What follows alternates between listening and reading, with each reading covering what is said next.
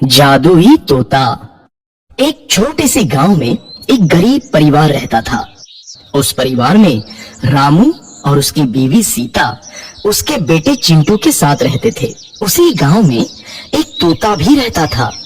उसका नाम था रघु। वो किस्मत का धनी था। जहां भी जाता वहां किसी भी चीज की कमी नहीं पड़ती थी। एक दिन रघु उड़ते उड़ते उस गरीब परिवार के घर गया। रघु सोचता है, अरे वाह, लगता है यहाँ आज बहुत अच्छा खाना मिलेगा। मैं पेट भर के खाऊंगा। वो एक कटोरी में रखे अमरूद देखता है। अरे वाह, अमरूद, मुझे तो ये बहुत पसंद है। मैं तो इसे पेट भर के खाऊंगा। रघु तोता अमरूद खाने ही लगता है। तभी सीता रघु को अमरूद खाते देखती है तो गुस्सा हो जाती है और उसे वहां से भगा देती है। भाग यहाँ से, न जाने कहाँ से आ जाते हैं। मैं तो परेशान हो गई हूँ इनसे। सीता के भगाने के बाद रघु चुपचाप से एक कोने में रहता है। धीरे धीरे उस परिवार की बरकत होने लगती है।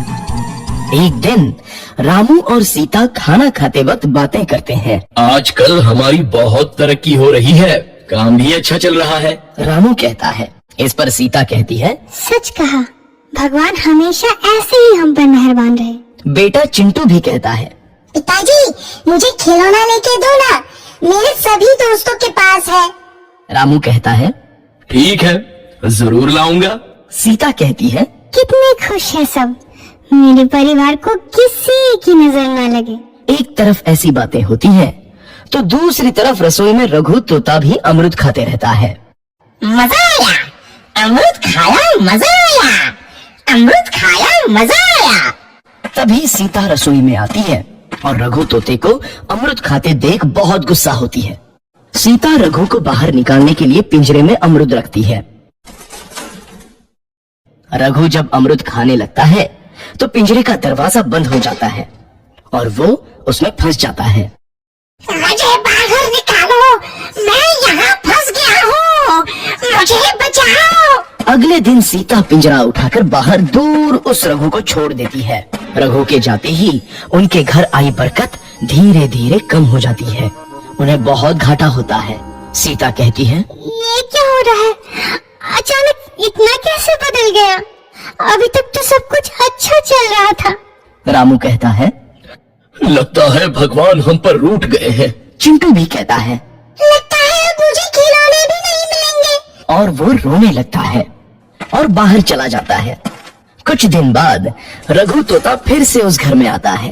वापस आया, मैं वापस आया, अब मैं जमकर अमरूद खाऊंगा। रघु सीधा रसोई घर में चला जाता है और अमरूद खाने लगता है। कुछ देर बाद सीता रसोई में आती है और रघु को देख कहती है, एक तो घर में पहले से इतनी दिक्कत चल रही है और ऊपर से ये तोता मुझे और परेशान कर रहा है। सीता रघु को वहां से भगा देती है। रघु उड़कर किसी कोने में छुप जाता है। कुछ दिन बाद धीरे धीरे उस घर की बरकत वापस आने लगती है। काम भी अच्छे से चलने लगता है। एक रात जब रघु तोता अमरूद खाने जाता है तो पिंजरे में फंस जाता है। ये लोग आखिर चाहते क्या है? एक तोते को शांति से अमरूद खाने क्यों नहीं देते?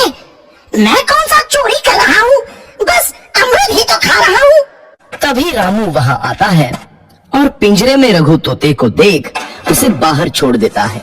ये तोता भी कितना जिद्दी है, बार बार वापस आ जाता है।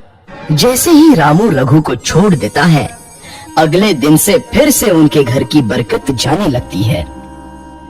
काम में घाटा होता है। किसी को समझ नहीं आ रहा था कि ऐसा क्यों हो रहा है। रघु तोता घर आता है तो अचानक बरकत आती है और जब रघु तोता को बाहर निकालते हैं तो बरकत चली जाती है। एक दिन सीता रघु तोते के घर आने और बाहर जाने की स्थिति पर नजर रखती है। ये तोता जब भी घर आता है तो घर में बरकत आती है और जैसे ही ये घर से बाहर जाता है तो उसी के साथ बरकत भी चली जाती है। कहीं ये जादुई तोता तो नहीं है? अगली बार जब ये तोता घर आएगा तो मैं इसे कहीं नहीं जाने दूंगी। सीता रघु का बहुत इंतजार करती है, लेकिन रघु तोता दोबारा उस घर में कभी नहीं आता।